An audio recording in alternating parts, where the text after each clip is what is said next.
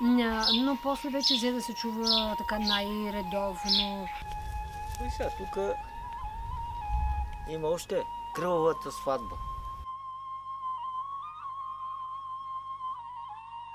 Здравейте, хора! Днес сме застанали на входа на едно българско село, за което се носят страшно много легенди. Това е село Шишенци и тук се разказват истории за сватби, самодиви и звуци, които се чуват през нощта.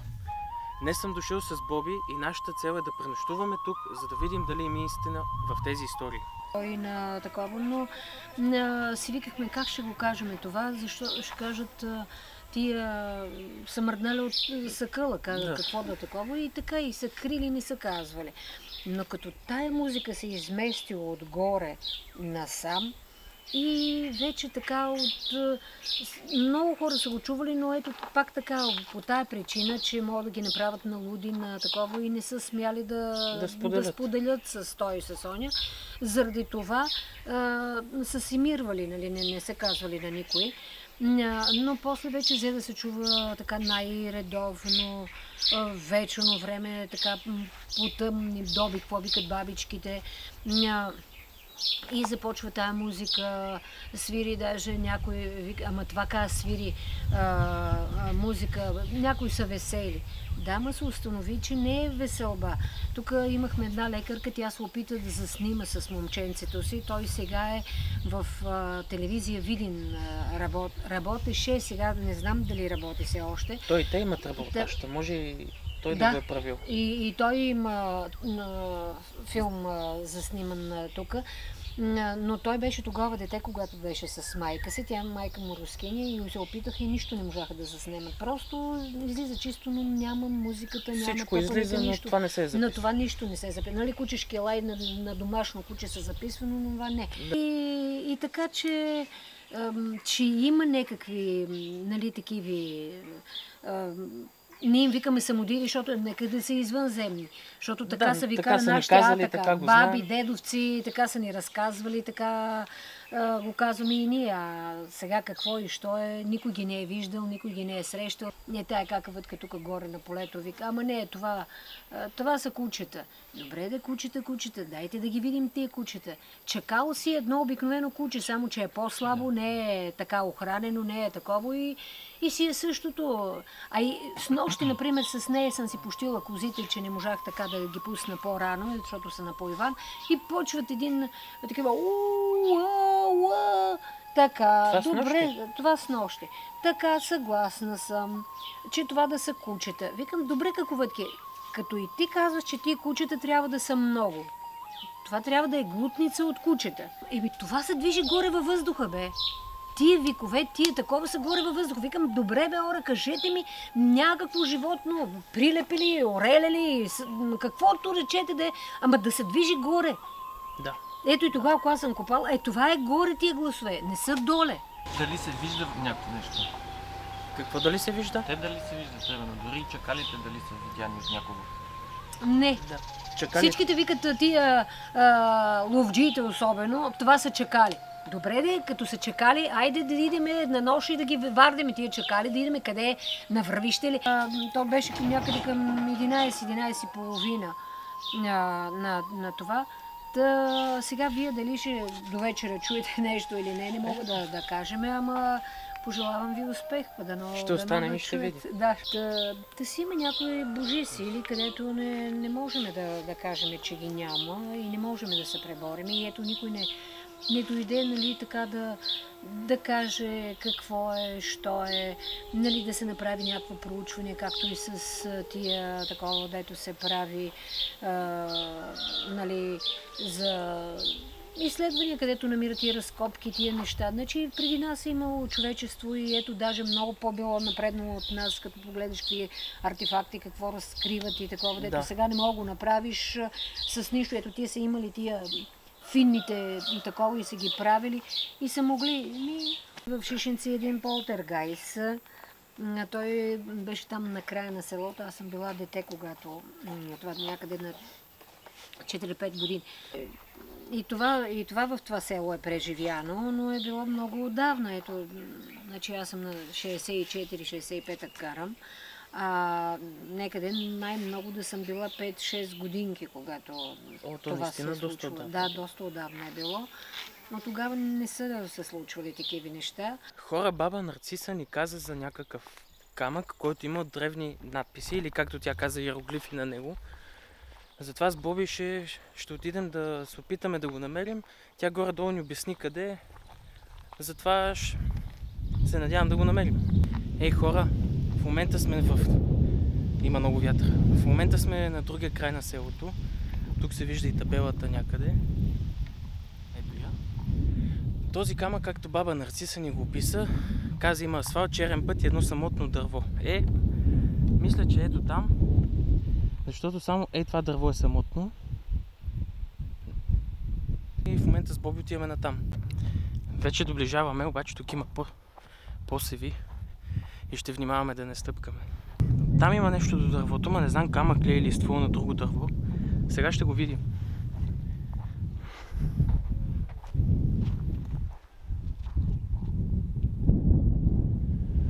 И тук има изоставени къщи. Дали тук някъде се крият и самодивите? До вечера ще разберем.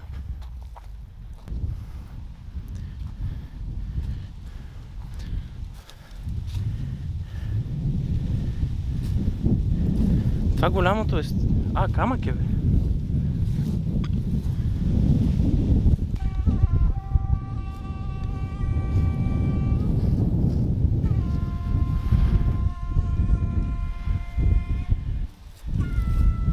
Ето го камък. Ама това не са баш иероглифи, ами може би старовремски, български.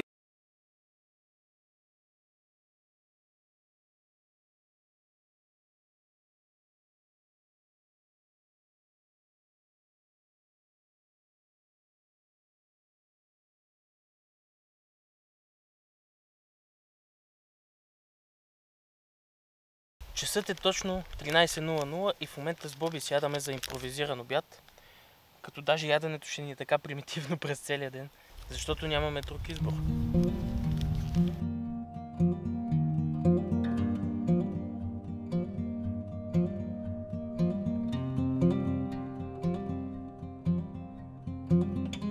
Ние хапнахме и починахме и сега отиваме да разгледаме още повече от селото.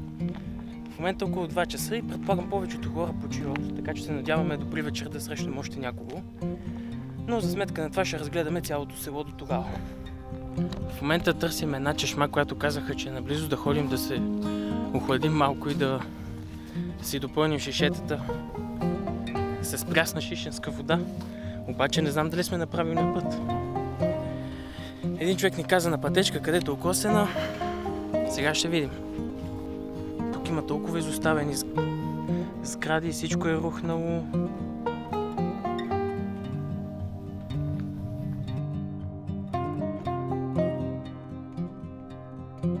Ей хора, най-накрая намерихме тази чешма. Подминали сме я първи път. Сега малко ще се разходим на нея.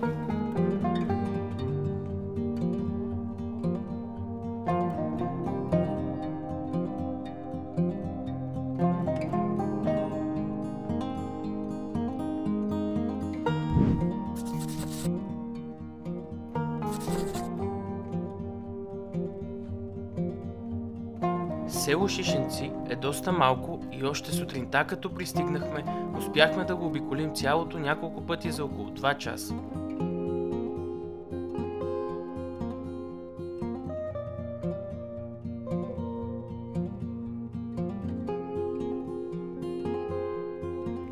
В днешни дни там живеят 47 души, но в рамките на нашия престой успяхме да срещнем на живо само около 8 от тях.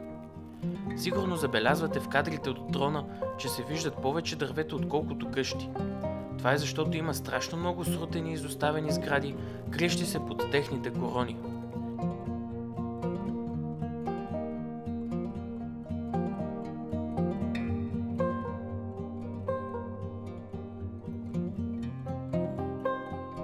В днешни дни дори читалището,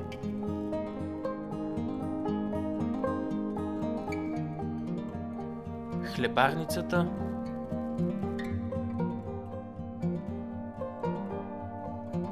Единственият магазин е работил някога в селото, също са затворени. Почти 6 часа е вече и сега се връщаме обратно към Шишенци. Ходихме до съседното село за кафе. И да, сега ще се връщаме вече да видим дали ще видим нещо. И дали ще чуем. Кофтито е, че само с баба Нарциса говорихме. Надявам се, ако успеем да срещнем още някои хора. Просто в селото почти не са останали абсолютно никакви хора, да ви кажа. Добър ден.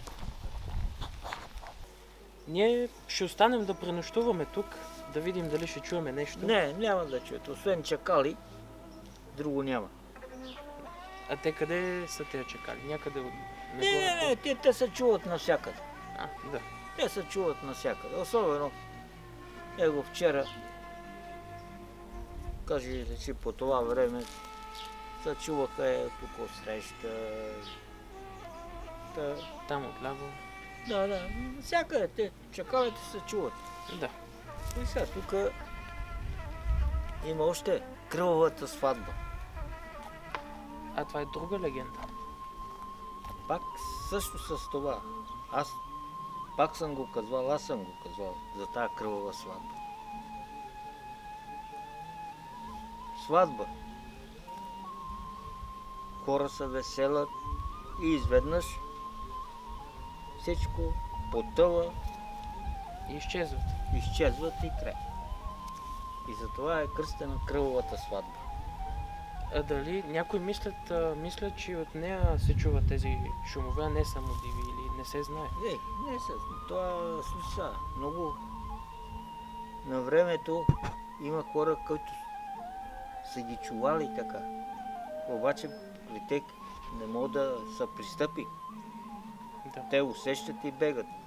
Идваха две момичета на Гърбовски. И аз съм ги водил тия момичета. И съм ги водил и спаха при една жена тук. И изнесли кастофон, просто чакали да запишат. Обаче тогава и чакали не е. Не могли да запишат. Да. А друго ще ви кажа. Един с кировец е чистил баира там. Горе. Там са открити детски черепе, какво ли не. И човека изглежда е намерил и злато. И го е вземал и след един месец... Всичките... Не, той умира. Той умира след един... А кога е било това? Отдавна пък. Отдавна е било. И след един месец човека умира. Затова казват, къде клето злато не пипа. А редовно ли идват други? Да, идват. Вечерно време аз като и чувам тук кучетата лаят и те минават. И те да чуят гласовете. Да, те минават. Тук идват от Видин, от къде ли.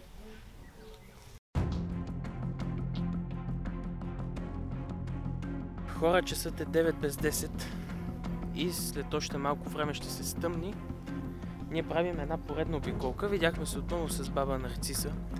Тя ни подари едни книжки, значки и си поговорихме малко. След което ние с Боби ще се ориентираме към нашия импровизиран лагер, който може и да се окаже и колата, нали? Но ще видим. И след това ще чакаме. Дали ще чуем нещо, дали нещо ще видим.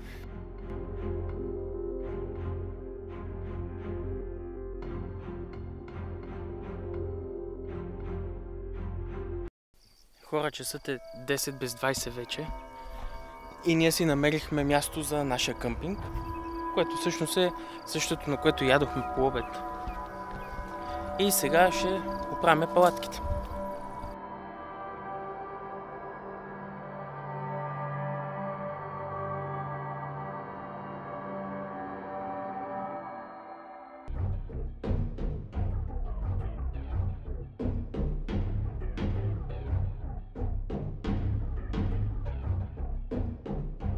Хора, вече е страшно тъмно, затова от тук нататък ще ни чувате от вградения микрофон на камерата. Махнах го външния, защото този микрофон пушка и няма да запише страничните шумове, ако се чуе нещо, затова така го оставям. Ето ни го и лагера вече, готов. Имам една слаба LED лампа, не знам дали се вижда хубаво. И от сега нататък план е да правим включване на всеки 2 часа. Значи първото това ще бъде в 12, независимо дали нещо сме чули или не. А ако чуем пък нещо по-рано, също ще включим. Така че, до скоро!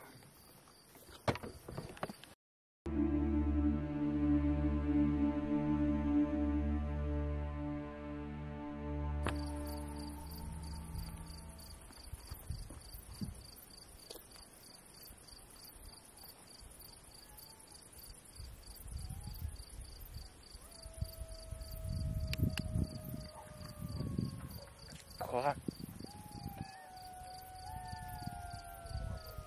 Чувате ли?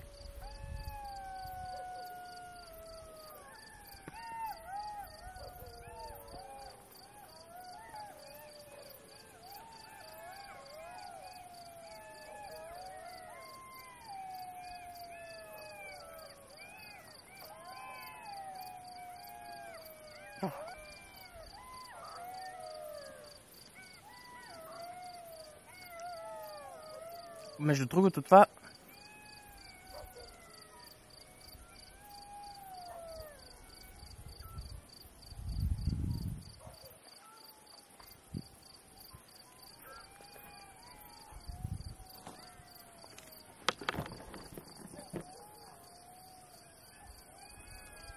чува се и оттам, и оттам.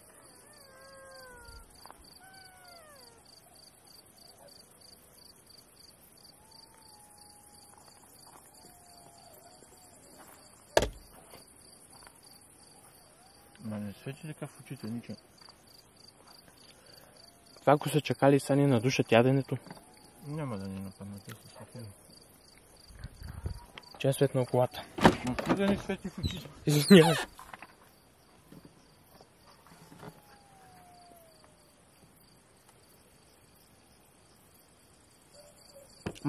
Моля се това да се записва на камерата. Боби потвърди, че се чува, бе, човек. Чува се, да. Боби е най-видният скептик тук.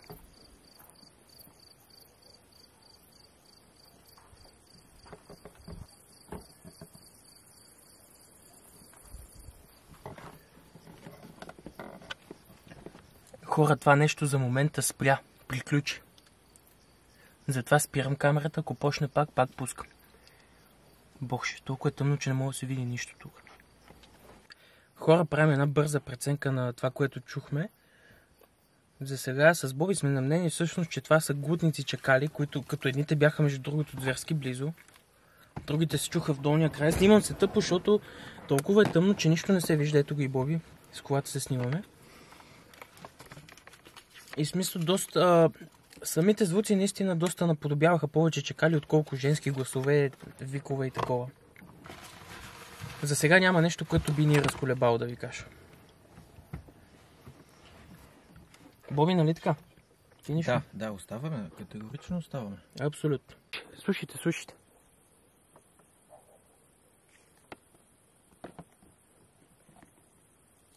Млъкна. Не, ето. Това обаче е чекал. 100% е чекал това.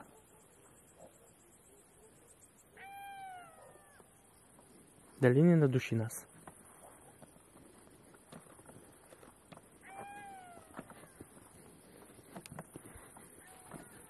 Папушнах.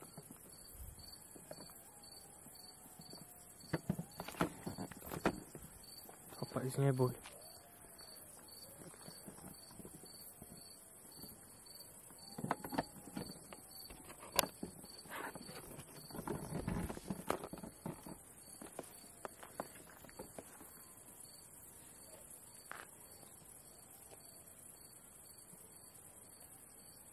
Не, това са чакали, човек. Това са чакали, обаче доста клипи се чува.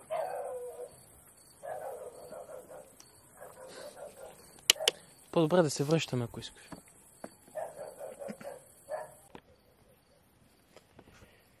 Хора, вече е полунощ, ние седим в колата. от по-ранните викове от чакали до сега нищо не се е чуло, нощта е тиха и спокойна. Затова ще направим ново включване пак след 2 часа. Добро утро, хора. Часът е 4:30 и в интерес на истината нощта беше доста спокойна. Придремахме малко и към 2 часа малко се чу едната глутница с чакали, но нищо друго.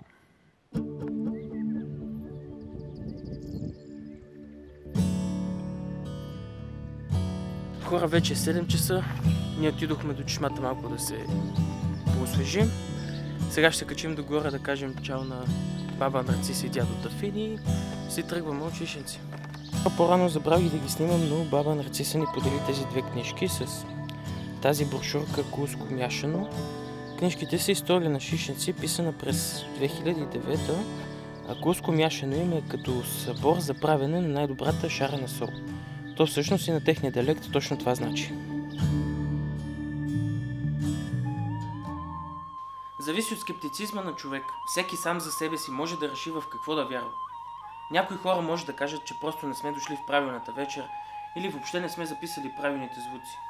Но лично за мен и за Боби, просто чакалите там са създали красиви истории и легенди, които се разказват от уста на уста между местните хора. Ако това видео ви е харесало, споделете го с приятели и коментирайте дали бихте искали да отидем на още подобни места, които да разтълкуваме и да разберем истината за тях. Довиждане и до нови срещи!